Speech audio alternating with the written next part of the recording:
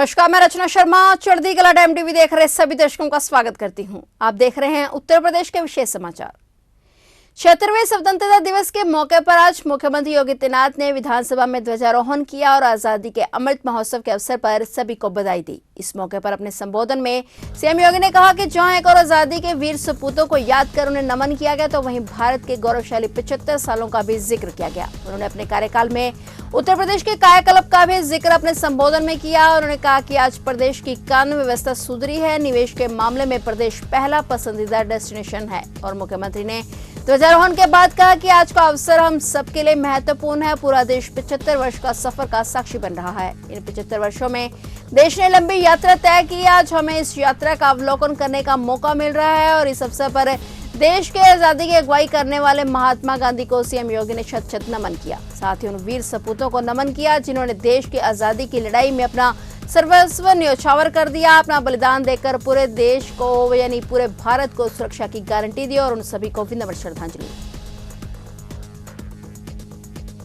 आज का अवसर हम सब के लिए अत्यंत महत्वपूर्ण है। पूरा देश आजादी के 75 वर्षों की इस यात्रा का साक्षी बन रहा है। आजादी के इन 75 वर्षों को आत्मावलोकन करने का सौभाग्य हम सबको प्राप्त हो रहा है। इन 75 वर्षों में इस देश ने एक लंबी यात्रा तय की और जहां यह अवसर हम सबको 75 वर्षों की इस यात्रा का आत्मावलोकन करने का अवसर प्रदान कर रहा है, वहीं नए संकल्पों के साथ अमृत काल की एक नई कार्य योजना के साथ भी हमें आगे बढ़ने की नई प्रेरणा प्रदान कर रहा है। मैं इस अवसर पर देश की आजादी की अगुवाई करने वाले, जिनके दिशा निर्देश पर यह देश आजादी की इस लड़ाई को एक नई ऊंचाई तक पहुंचा करके आज आजादी का उपभोग कर रहा है, ऐसे राष्ट्रपिता महात्मा गांधी को सत सत नमन करते हुए उन सभी ज्ञात अज्ञात अमर सेनानियों, वीर सपूतों को, जिन्होंने देश की आजादी की इस लड़ाई में देश की आजादी के लिए अपना सर्वस्व न्यौछावर करते हुए अपने आप को बलिदान किया। आजादी के बाद जिन वीर सैनिकों ने देश की बाह्य और आंतरिक सुरक्षा को सुदृढ़ करते हुए भारत की अखंडता को सुरक्षित रखा, अपना बलिदान देकर के भी पूरे भारत को सुरक्षा की गारंटी दी, उन सभी ज्ञात अज्ञात स्वतंत्रता संग्राम सेनानियों, क्रांतिकारियों, वीर सैनिकों को मैं इस अवसर पर स्मरण करते हुए अपनी विनम्र श्रद्धांजलि भी अर्पित करता हूं।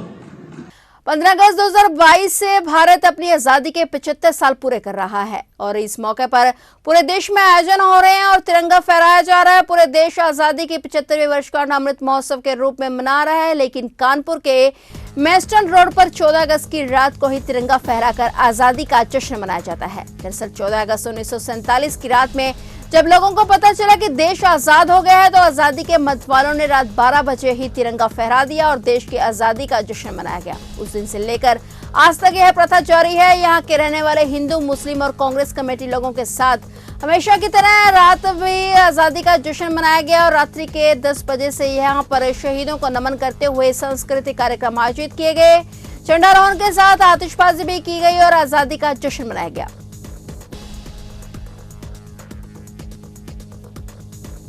बहुजन समाज पार्टी के अध्यक्ष एवं उत्तर प्रदेश की पूर्व मुख्यमंत्री मायावती ने आज सोमवार को देशवासियों को स्वतंत्रता दिवस की बधाई दी। उन्होंने कहा कि यह मौका अपार खुशी का जरूर है, लेकिन अगर देश की जनता महंगाई और गरीबी से त्रस्त ना होती तो आजादी के जश्न में 4 चांद लग जाते। बसपा मुख्यालय से जारी बयान में मायावती ने कहा कि भारत की स्वतंत्रता की 75वीं वर्षगांठ अपार खुशी का मौका जरूर है, लेकिन अगर देश के 125 करोड़ आबादी महंगाई, गरीबी, बेरोजगारी और शिक्षा व स्वास्थ्य से जुड़ी चिंताओं से मुक्त होती तो इसके जश्न में 4 चांद लग जाते। सरकार से इन मुद्दों पर ध्यान देने की अपील करते हुए मायावती ने कहा कि ऐसे मौकों पर खर्चीला प्रचार करने की नहीं, बल्कि सांप्रदायिकता के जहर, द्वेष और की राजनीति और भ्रष्टाचार को त्याग कर सही नियत व नीति से काम करने का प्रण लेने की जरूरत है। उन्होंने संविधान निर्माता बाबा साहब डॉक्टर भीमराव अंबेडकर की देशभक्ति की महान सोच एवं समझ के मुताबिक भारतीय बनने, जिसमें किसी भी मिलावट, बनावट और दिखावट की गुंजाइश ना हो, इससे देश खुद ही आगे बढ़ता नजर आएगा।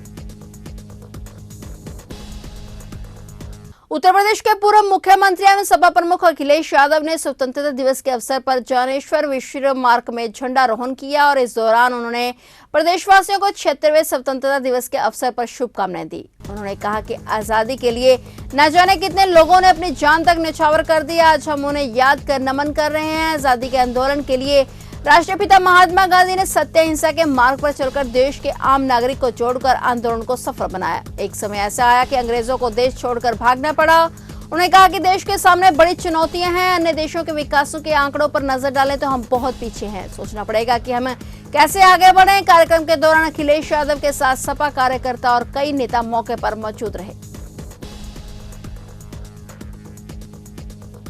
देश की आजादी की 76वीं वर्षगांठ के जश्न में पूरा देश डूबा हुआ है और हर तरफ लोग आजादी का अमृत महोत्सव मना रहे हैं। वहीं प्रधानमंत्री नरेंद्र मोदी के संसदीय क्षेत्र वाराणसी में स्वतंत्रता दिवस के इस पर्व पर अद्भुत नजारा देखने को मिला। घड़ी में जैसे ही सुबह के 9 बजे और वैसे ही पूरी काशी नगरी थम गई। ट्रैफिक सिग्नल से लेकर सभी कार्य सुबह 9 बजे रोक दिए गए। सभी लोगों ने अपने अपने स्थानों पर खड़े होकर राष्ट्रगान गाया। 9 बजते ही प्रशासनिक विभाग के पब्लिक एडवाइजरी के लगे साउंड सिस्टम पर राष्ट्रगान बजने लगे। तस्वीरों में दिखाई दे रहा यह नजारा कहीं और का नहीं, बल्कि प्रधानमंत्री नरेंद्र मोदी के संसदीय क्षेत्र वाराणसी का है। सिंगरा चौराहे पर सुबह 9 बजते ही ट्रैफिक सिग्नल रेड हो गया और सभी यात्री अपने वाहनों से उतरकर राष्ट्रगान गाने लगे। इस अद्भुत नजारे को देखकर हर किसी ने सभी को धन्यवाद दिया और कई लोग ऐसे भी मिले जिन्होंने कहा कि आज पहली बार ऐसा लग रहा है कि देश की आजादी का महोत्सव एक पर्व की तरह मनाया जा रहा है। बता दें कि उत्तर प्रदेश सरकार के आह्वान के बाद सुबह 9 बजे पूरे प्रदेश भर में राष्ट्रगान का आयोजन किया गया था।